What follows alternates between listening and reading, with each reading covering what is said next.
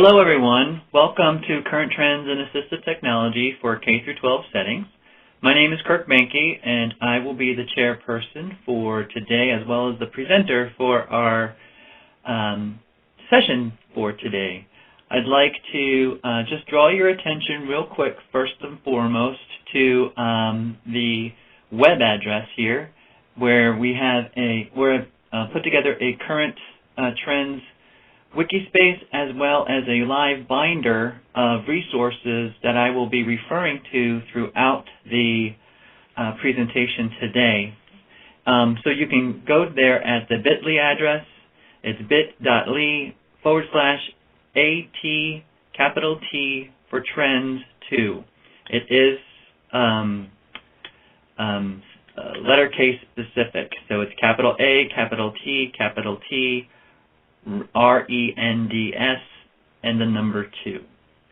So please feel free to either open that up in another window or have that available to you for our presentation for today.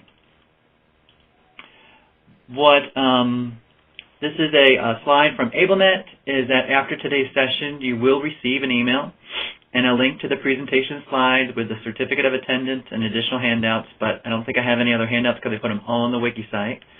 And also a special offer from AbleNet to help, with this professional development.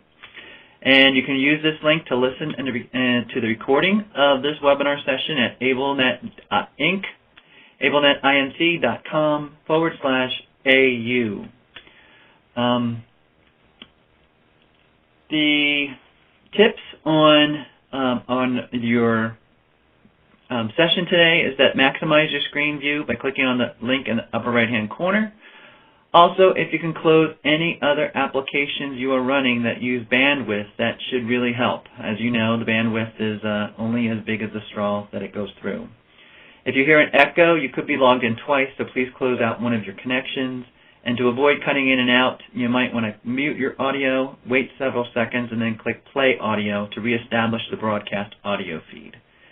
Those are the quick tips from AbleNet to help you with your technical arenas for today. All right.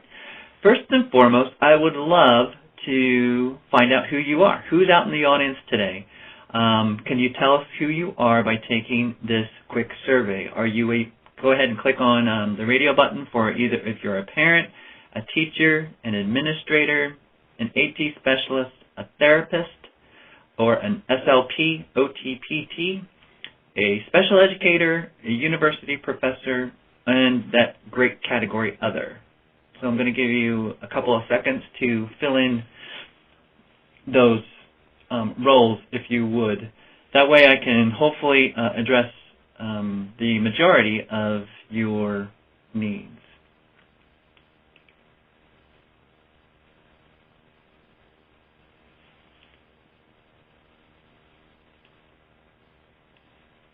All right. So it looks like we have 37% of SLP OTPTs, and we also have a good number of AT specialists. Fantastic. We have a few administrators out there, a few teachers, and that infamous other. All righty. Let's move along. We have a few university professors as well, and 8.5 of special educators. Great. All right. Let's move along. We have lots to cover today. In our outline for our webinar, we have what we're going to do is go over the past developments of AT in education, the legal evolution of assistive technology. I also want to talk about the NCTI brief, which is the 5 key issues in assistive technology back in 2009. Also the 2010 National Education Technology Plan, and then I'd like to spend the majority, well, hopefully at least half of the time, on the current issues and the 5 trends of education that I've identified here.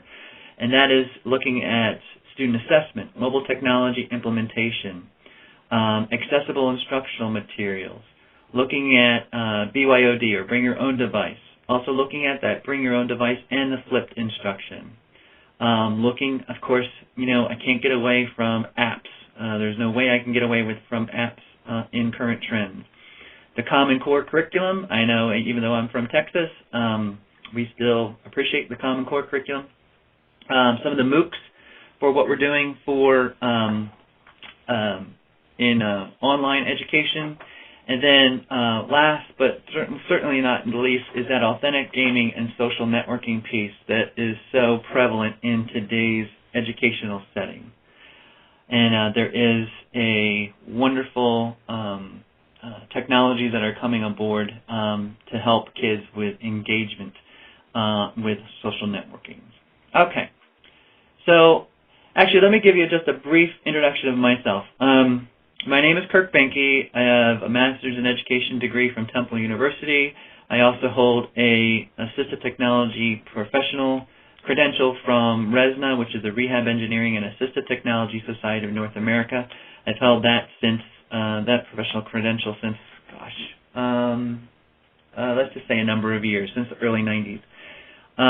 I have also developed the an Assistive Technology Certificate program through the College of Extended Learning at California State University, Northridge. That was back in the 90s all the way to the mid-2000s. And then I came to work, I also worked for Don Johnston for a year, helping with their professional development. And then I came here to Texas, and now I'm currently a senior education specialist for the Region 4 Education Service Center in Houston, as well as I'm also the lead for the Texas Assistive Technology Network for the entire state. So what we do is I have a background in education, professional development, as well as assistive technology and disabilities and special education. So that's my background, and just so you know, that's where we are. So there are past developments. Let's go on to this slide just because of the timing that we have, is a shift from a medical to a social model. Back in the 80s, early 90s, there was that huge shift from for persons with disabilities being done for now to having persons with disabilities being a part of the decision-making process when it comes to assistive technology. There was also a shift from professional-driven to consumer-driven services. Therefore, it was not a matter of what is applied to you, but what is your choices that you have in regards to accommodations, modifications, as well as assistive technology implementation. Also, there's the universal design feature, looking at how we design buildings and accessibility, and making the design itself, when something is being developed, being made accessible in the forefront, up in the beginning. And universal design has had a lot of influence in how we're looking at universal design for learning now in the K-12 setting. Also, the past development is looking at that professional development and qualifications for assistive technology providers, looking at certificate programs, looking at credentialing programs, etc., not only in the educational settings, but also in the clinical and rehabilitation settings as well. And again, of course, I cannot go on to past developments without mentioning the continuing technological advancements that have been happening over the years. And we're going to talk a little bit about that throughout this whole presentation.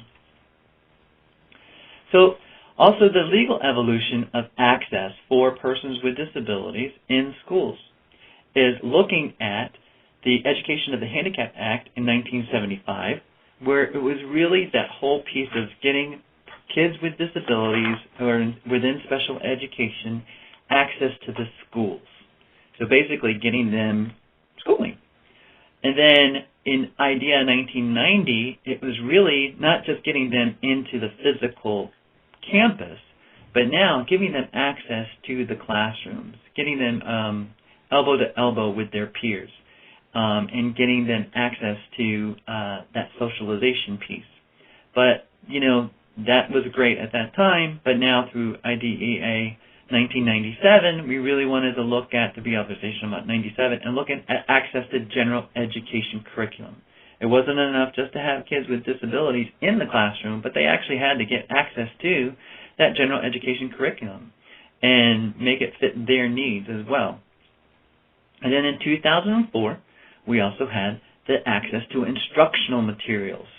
So if you happen to be blind or had a physical disability or whatever the case might be, You may have access to the physical classroom and the curriculum, but you may not have sensory or physical access to the instructional materials. And that's where IDEA 2004 was the big push for that. So in 2004, we want to look at the congressional intent of IDEA, which improved student performance overall. So looking at how are we going to improve all of our kids with disabilities in their performance? How are we going to increase their accountability? Just because they happen to be in the class doesn't necessarily mean that they're learning anything. Also, we wanted to emphasize that strong parental participation within the individualized education plan and within any type of behavior intervention plan or any type of even 504 plan as well. We also have high expectations for student achievement. It wasn't just okay enough to just have these kids just pass. But in fact, we want to make sure that we have higher goal settings and higher expectations for our students to be able to achieve on a grade level. We also have the link to the general education curriculum to ensure that they have access to the curriculum. And then, of course, to do that, you need accessible instructional materials. And we will talk a little bit about AIM, or accessible instructional materials, later on in the presentation. As we look at this, it really just affirms the emphasis on assistive technology as a means to support that educational achievement. It requires the consideration of assistive technology at every level in the IEP process. It's not just you check off a box to say that you have considered assistive technology for the student, but rather that you look at the educational goals of the student within the individualized education plan, and you plan for what types of technologies or interventions could be made possible in order for the student to achieve their academic and educational goal. We also place responsibility for decision-making within those IEP committees. And having the parents there, the parents are also have not only the rights to be there, but also the responsibilities of ensuring that the goals, the educational goals, and interventions are made available to the student, and how that student will access that technology as well. And not only on the technology side, but when you look at in 2004, just because you have the technology doesn't necessarily mean that you have access to the instructional materials. And I bring a great case in point would be a person who happens to be blind or visually impaired. If you're handing out worksheets and death by worksheets in the classroom, and a kid who happens to be blind has to find a fellow reader to read the worksheet for them and also to place the answers down for them, etc. That, to me, is not a free and appropriate public education, nor is it provided in the least restrictive environment. But if you can provide accessible technology as well as the materials that can be read for that worksheet, then you're meeting the letter of the you're meeting the letter of the intent of IDEA 2004. Okay. Let's skip to 2009.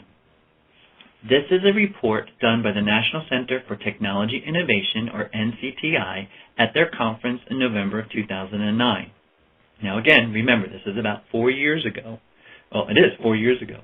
This was an article by Maris Stansbury from eSchool News, and what they did was they identified 5 key issues in the area of assistive technology that we're going to go over real quickly.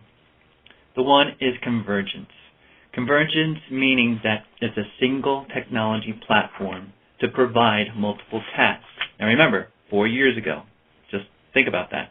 So 4 years ago, back in 2009, there was limited access to smartphones, but that's where we're going. That's exactly the idea of doing a single tech platform to gain access for persons with disabilities and their technologies. We also want to run multiple applications. In other words, have applications for access and accommodations, as well as applications for productivity.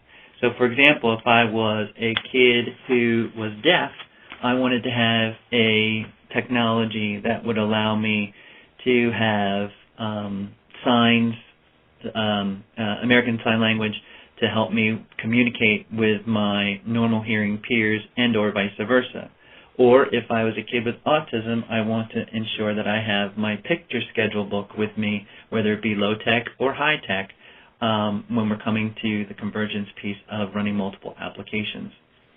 Also, back in 2009, it's about accessible e-book reading devices. Back then, a lot of the accessibility pieces were not built in, and or were kind of looked at as an afterthought. So, that's when some litigation came out from higher education stating that, you cannot just dictate a one type of reading technology, e-book reader, for your whole student body. That would, especially if it was inaccessible technology. That doesn't provide the flexible options for accessibility and or usability dependent upon the student. We also have online sites for digital libraries and repositories. So those are the pieces of convergence that they came out with from NCTI paper in 2009. The second one is the customizability and universal design for learning. And again, these are forecasts of looking at what are the current trends in assistive technology from NCTI, looking at customizability of how we can customize our assistive technology, and also how we can provide universal design for learning, or UDL, in providing flexibility in software and then those applications to meet the diverse needs of learners.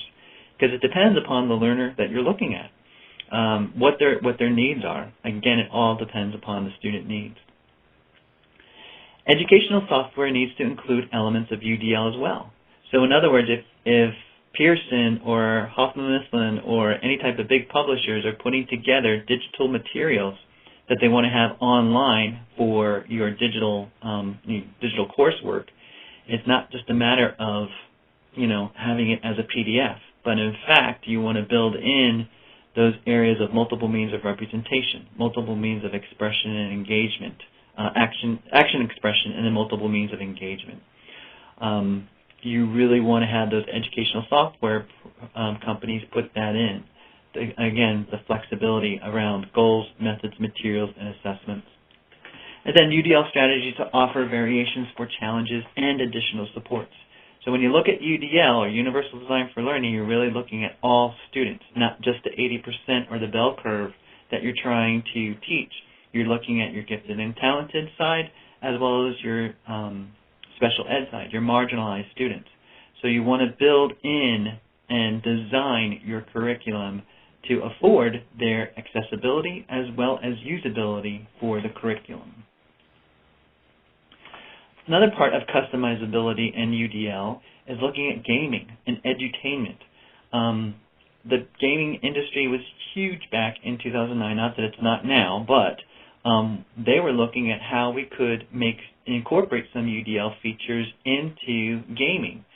And part of that gaming is looking at how you can educate kids too, because gaming is a very useful and thought out way of gaining kids' engagement in the curriculum.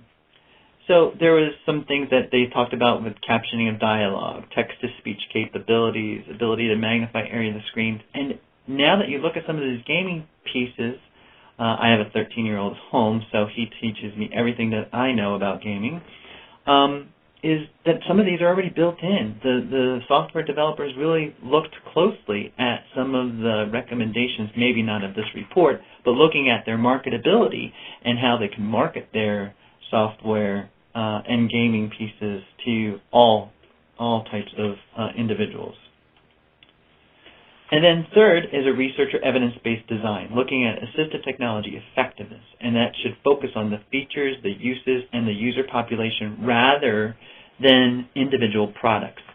As we look at those individual products, we want to do that research and improve evidence around assistive technologies and what are some of those pieces.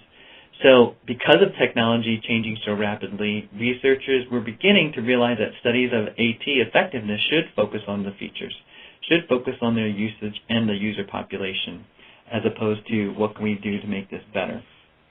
Individual products, excuse me. Then inherent accessibility on everyday electronics.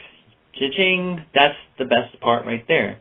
And a lot of the design, not only for K through 12, but also for our aging population. Our baby boomers are really having a struggle with, needing some built-in supports for their computers, their laptops, their handheld devices, whatever the case might be, in order for them to access those effectively.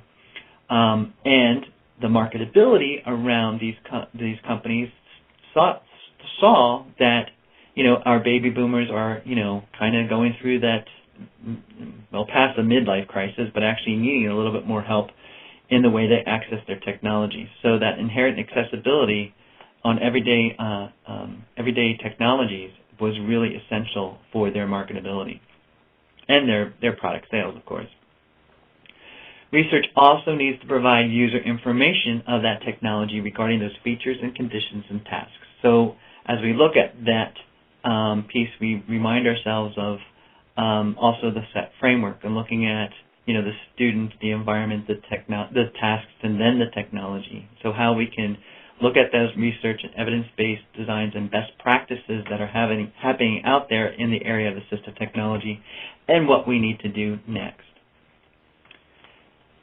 Next to last is portability. Again, in 2009, we had some luggability and some different portable devices, of course, I shouldn't say that. But we really had the onset of the netbooks or the tablets and looking at how we can access materials and things that we want on our devices portably. So we want to look at the least restrictive environment and providing that LRE to boost independence with portable technologies. You saw a lot of things, using the USB drives and the flash drives and accessibility around that.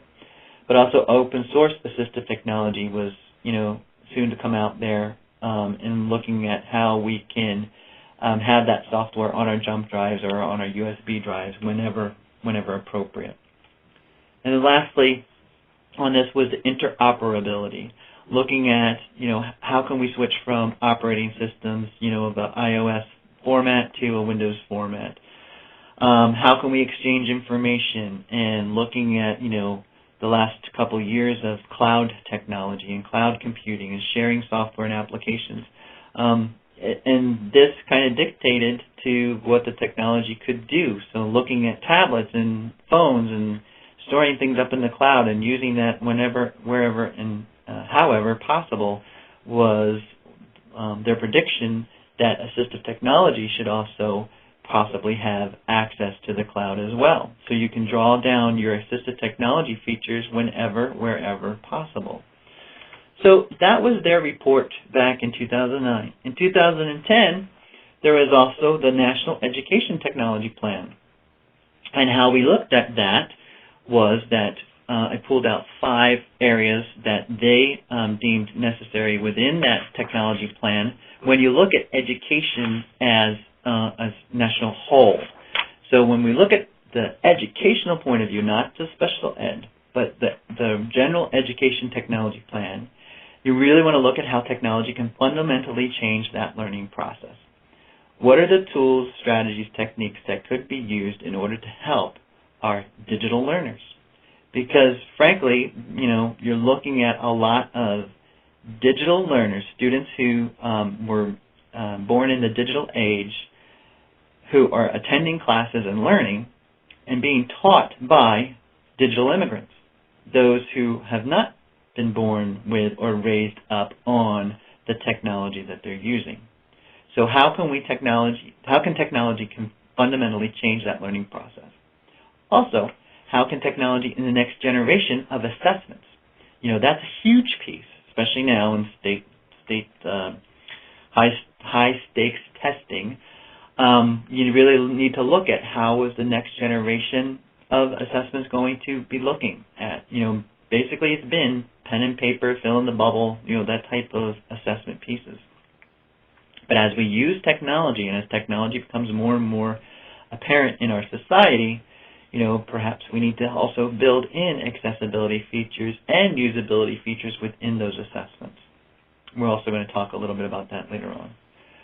We also want to connect teachers with peers and experts for their resources. Again, that collaboration piece, which is so critical for any type of systems change to happen, and especially in the technology plan, that was imperative.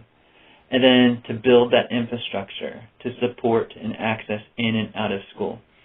Not only, helping them with the career and readiness for college, but also the technical infrastructure to support access to that information.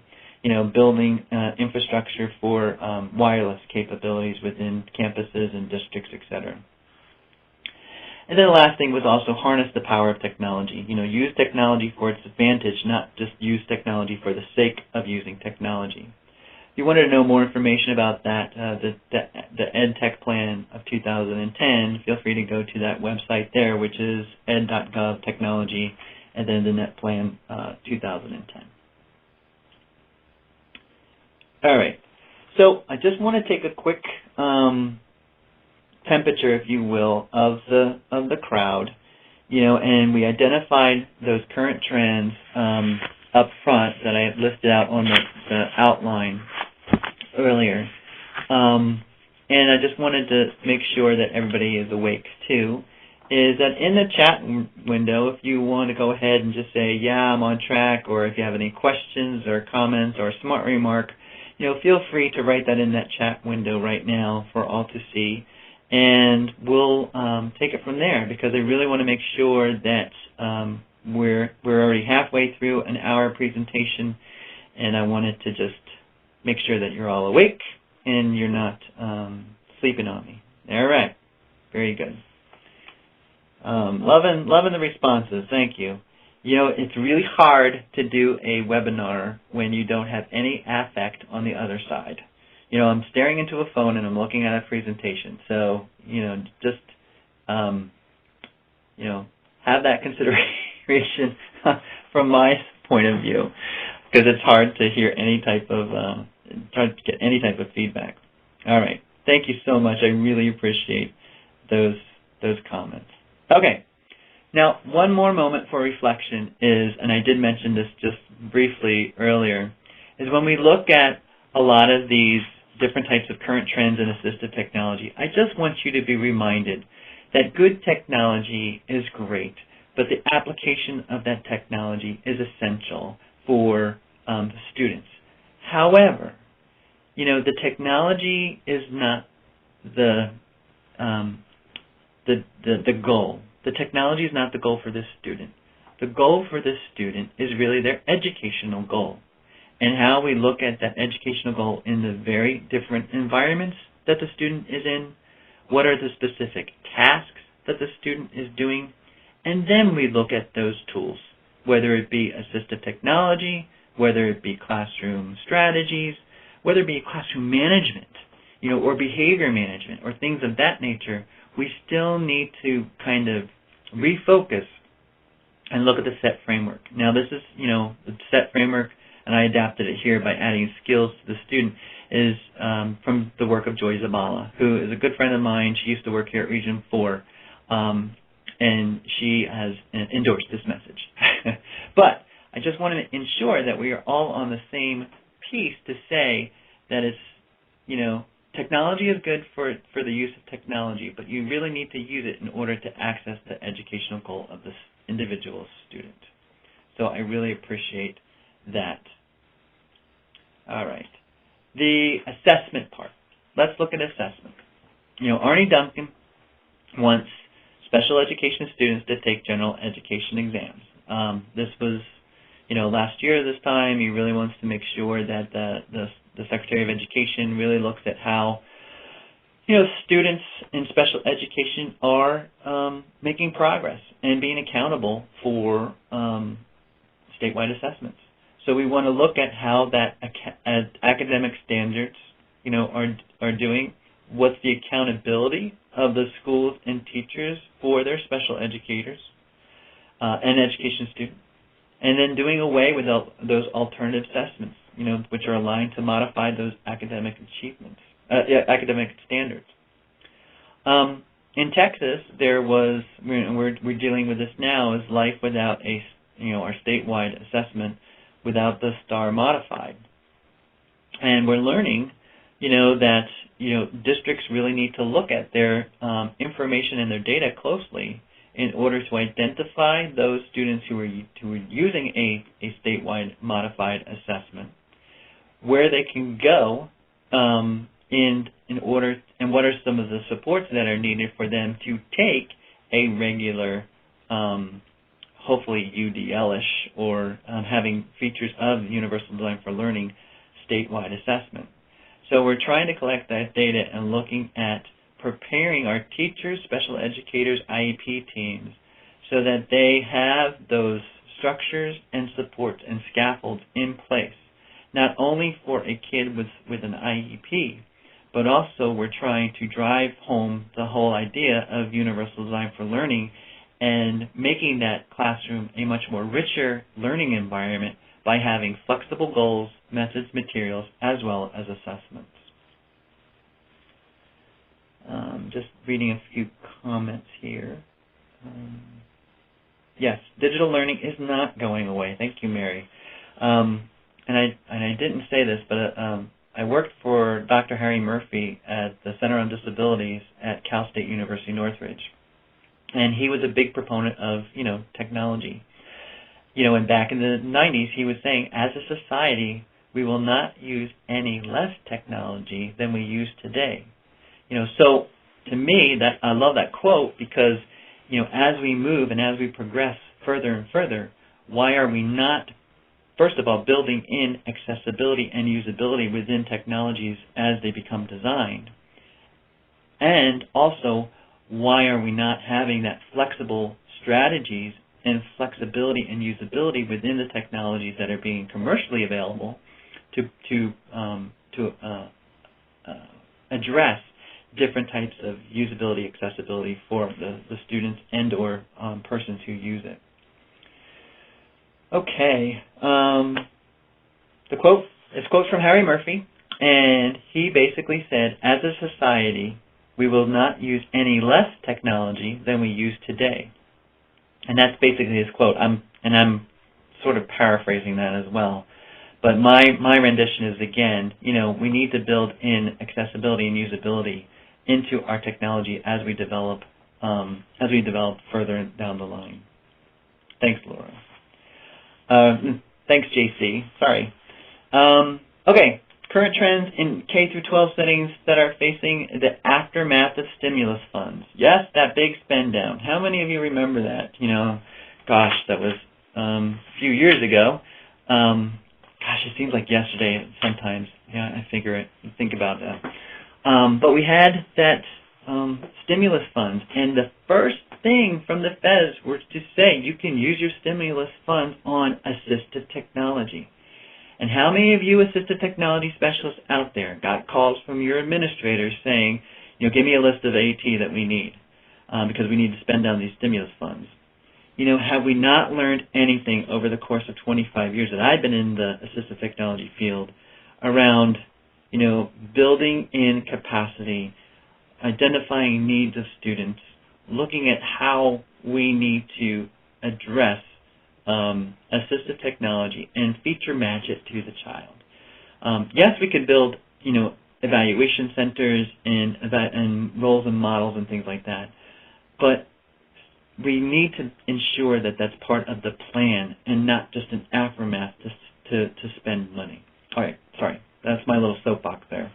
But we want to make sure that we consider investing in that the state-of-the-art assistive technology as well as training, because the training piece is so integral into the application of assistive technology in any environment, regardless whether it's an educational setting, which happens to actually have a nice structure in that, but when you get into rehabilitation or vocational rehabilitation, maybe not so much. You really need to look at how you're implementing that technology with the follow-through, the follow-along, the maintenance, and all those things that in federal definition of assistive technology is not just a device, but it's also the service. So we really need to make sure we have that services implementation piece. And my note here is that the NCTI brief also did underscore the importance of that training for educators. And now we can be much more creative in the way that we provide assistive technology training. This particular venue from a company who's supporting different types of initiatives in the area of assistive technology for free is one perfect example. And I'm very proud to be part of AbleNet and part of this webinar piece because they are doing some really innovative ways of training and free, and that's available to many folks. All right. Also, we talk about accessible instructional materials, or AIM. And one of the big current trends in this is, that provision. Students not only with print disabilities who qualify, but what about those students who don't qualify as having a print disability under the federal definition? Are those kids with dyslexia, at least here in the state of Texas, because dyslexia is not considered a disability, but it is considered a reading disability. Are those kids with reading difficulties, writing difficulties, learning disabilities, are they able to gain access to those accessible instructional materials? The technology is there. We have the technology. Well, okay. It's there in the market. It may not be available within your school, but as we move and we push forward through obtaining accessible instruction materials through your authorized users and through your state and public educational settings, we can have access to those files and that instructional materials. Now, the nice thing about this and the publishers is that they saw a real opportunity to capitalize on this process of looking at accessible instructional materials. They have not only given textbooks or state-adopted materials into the NIMAC, which is the National Instructional Materials Accessibility Center, but it's also that they have done supplemental materials as well, and that's through the NIMES standards, the National Instructional Materials and Accessibility Standards. So publishers have also put that into the NIMAC, the repository. However, they found, that also schools and districts who cannot gain access to the NIMAC for their kids without print disabilities, they're purchasing those directly from the publishers. And that's what CAST, the Center for Applied Special Technology, has considered the market model. So looking at a market model for publishers to provide accessible digital materials for those kids who don't qualify as a print disability for those that are available for free. So then school districts now can pay for an individual copy for their students who need alternative methods for their materials. I hope that you are all nodding your heads and or getting this, but it's real important to understand on the end side of a student with a disability who needs access to the materials is that not only can the technology be afforded to them, but they also have to gain access to those materials that they're using within the classroom. So schools and universities offer a lot of online learning, and that goes back to some of the litigation and policies that were made, late in the 90s in regards to 504 of the Rehab Act, and looking at Section 508 and making sure that online pieces are made available, that the accessibility features within HTML and files and things like that are embedded. If anybody's receiving federal funds, you want to make sure that your websites are made accessible, and also how that best practices is being made. Because as we move to a more digital environment, it's not, it shouldn't be an afterthought. It should be part of the design of looking at digital materials and making them accessible. Some of the online repositories of instructional materials also, is of course, you have your Bookshare that are Bookshare that's out there, as well as Learning Ally. Bookshare has a lot of digital text materials in alternative formats, in the formats of files. Are they accessible? Yes. Are they usable? Well, it depends upon your technology, your assistive technology that you're using, and are they flexible? Are those pieces or formats available in different formats? Learning Ally is developing their way in the market. They're doing a lot with not only just recorded audio, but also with digital materials, and supplying not only digital materials auditorily, but also providing them digitally, electronic versions for reading and follow along. Check out Learning Ally if you don't know who they are. This is a free ebook, Project Gutenberg. It's been around for a number of years. It's gutenberg.org. I just wanted to ensure that you know that a lot of these books that are on here are basically copyright free. In other words, they're older books or classics that are out of copyright, and they're available for sharing. If you have a 7th grader like I do at home who is looking for reading material, but they wouldn't crack open a hardback book if their life depended upon it, but I could download it onto his Kindle or his iPad, and he'd be reading right away. And that's all about engagement. That's all about that digital digital native, and the way that they acquire information. So when we look at ebooks, this is the big elephant in the room right now. When we look at ebooks, from 2009 to now, we've seen a big change in portability. It's Learning Ally, Learning Ally, Ally. If you want to know about looking at ebooks and the evolution of ebooks, it's been pretty stagnant in some areas, but also very customizable in other areas. So it depends upon, when you're looking at the Nook, when you're looking at the Kindle, whether you're looking at a tablet, or whether you're looking at any type of e-readers. You really have to look at the flexibility and the usability around that. And also, they're all copyrighted, so they're all, they're definitely using their copyrighted information.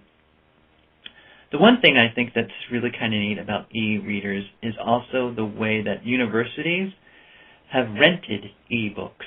As a student, you can rent, your textbook. It's a little bit less than purchasing the book outright and keeping it, but you can also rent your textbook as well.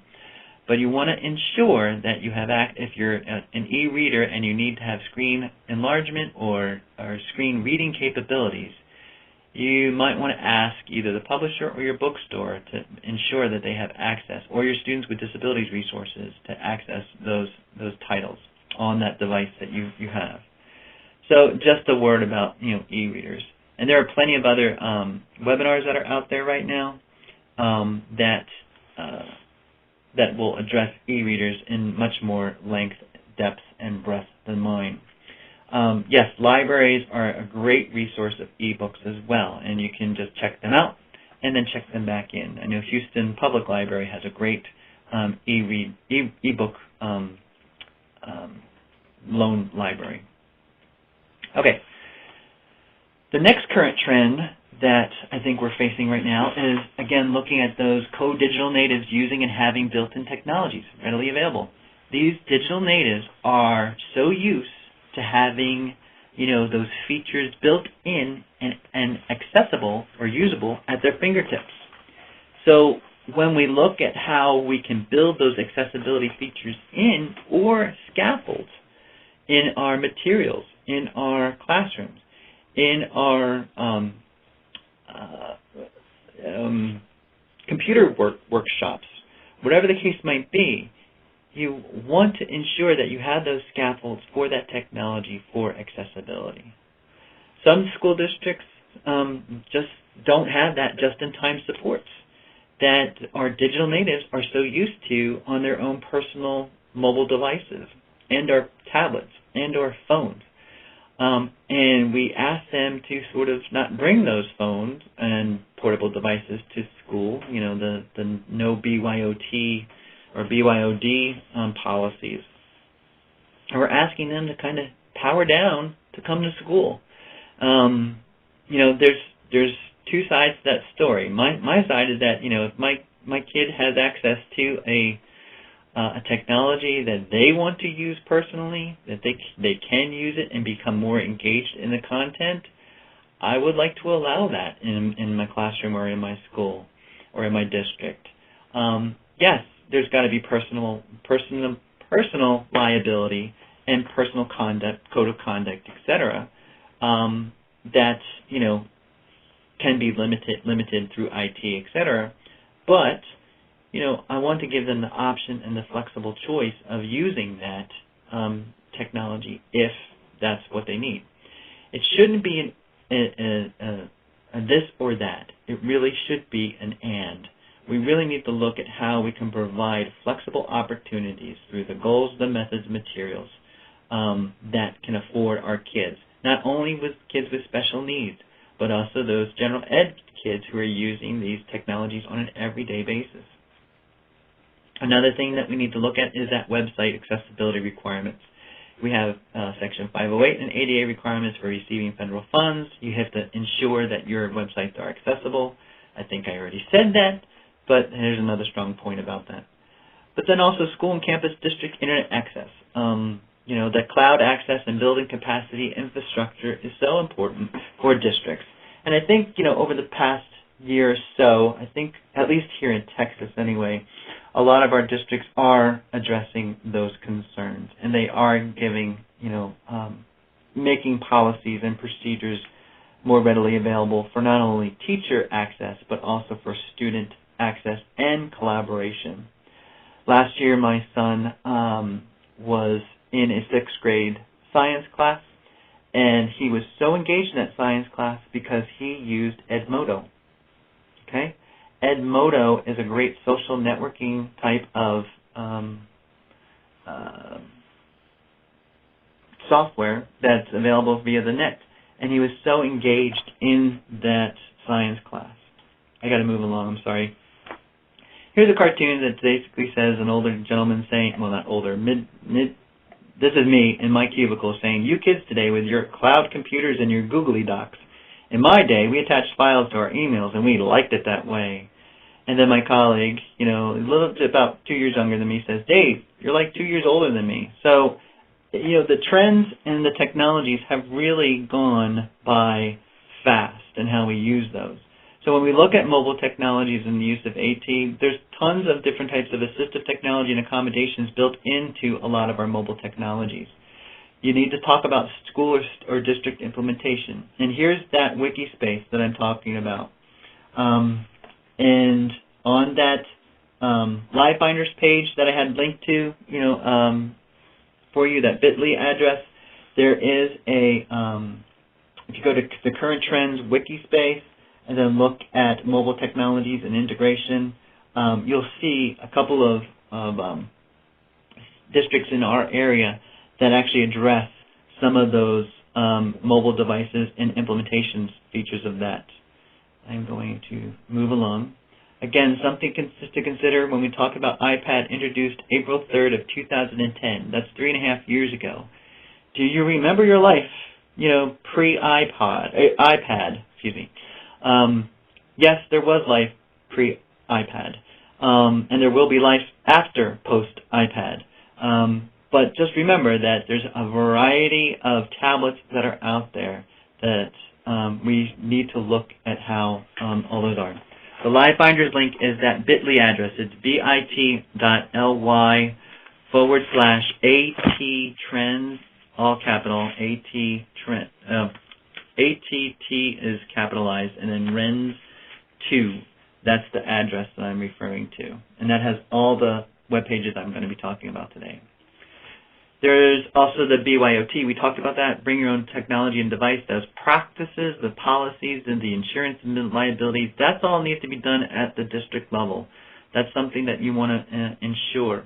On that wiki site, I also have our Region 4 survey and results on what it's about with BYOT, or bringing your own assistive technology. And the question we asked was, is bring your own assistive technology allowed in your school district for special education students? Most of them were a no. Well, a lot of them were a no. A good majority were yes for all AT devices, which was about 32%.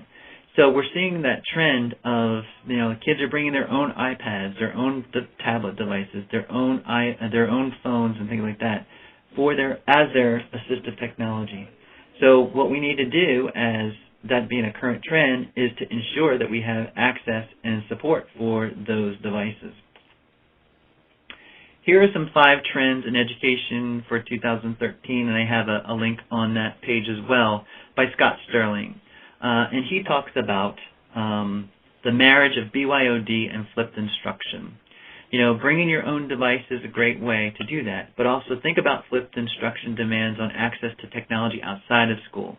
So if you have the Monday night, you're supposed to be reading up all about the content of photosynthesis that you're going to be working on the next day in grade 5 science. You want to ensure that those links that you're having access to in the flipped instruction are, first of all, accessible, and then are those technologies being available to these students at home? Or are they given a study period at the end of each day in order to prepare for the next day in their flipped classrooms? These are some of the considerations that you need to really need to look at, and how you look at those that flipped classroom intervention. I will post the address again for the website in just a minute. I need to get through a few more slides. So number 2 that Scott talks about is, where are the apps? Is it a tablet device that's acquired?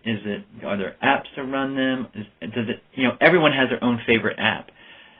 Just because I like an app doesn't necessarily mean that it's going to be a good app for you as a student with special needs.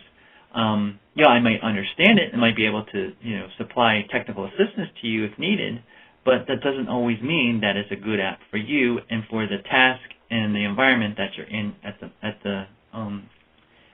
the moment. That's why we want to go back to that SET framework. I do want to just do a heads up.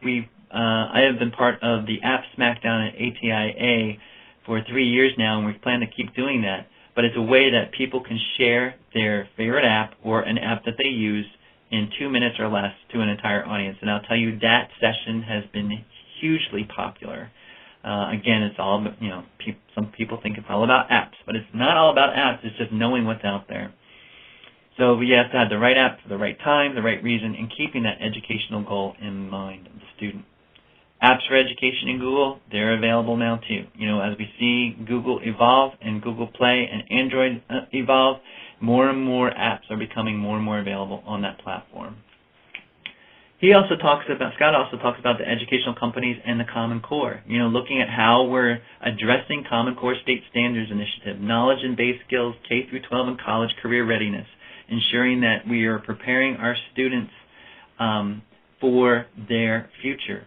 Not only for, and I want to pull this part in mind and bring this to your attention, it's not only the content that our students with disabilities in special education need to know, but they also need to know about their operational competence and self-empowerment of assistive technology that they need. They need to know and tell their next receiving environment what technologies they used, why they used it, how can they use it, and where should they use it, so that they can become more self-empowered. If you want to know more information about technology and assistive technology in the transition stage, feel free to go to our texasat.net site. We have a whole module on that, and I'm a big proponent of self-empowerment for that. MOOCs, massively open online courses. These are becoming more and more popular as we see MOOC generation, where we're looking at professional development, looking at getting access to the curriculum and to information as well as skill building in a very quick and effective way.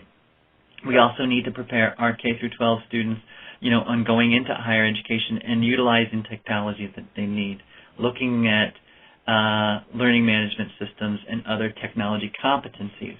And I know that it's important for us to look at those for our students, but it's also extremely important for us to also look at that for our existing teachers in the classroom.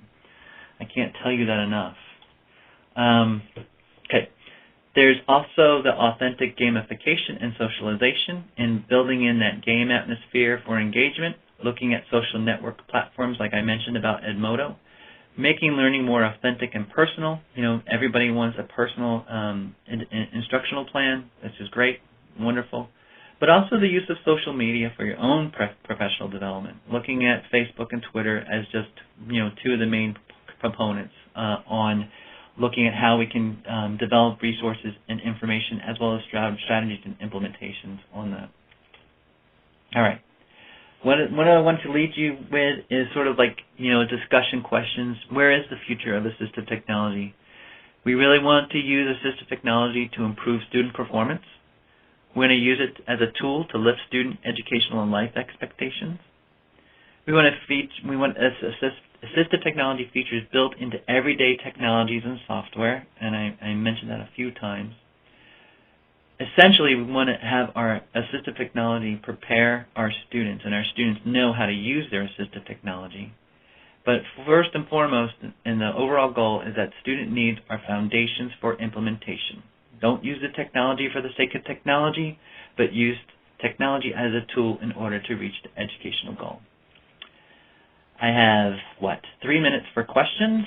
I also have a few more slides that I wanted to just go through as AbleNet.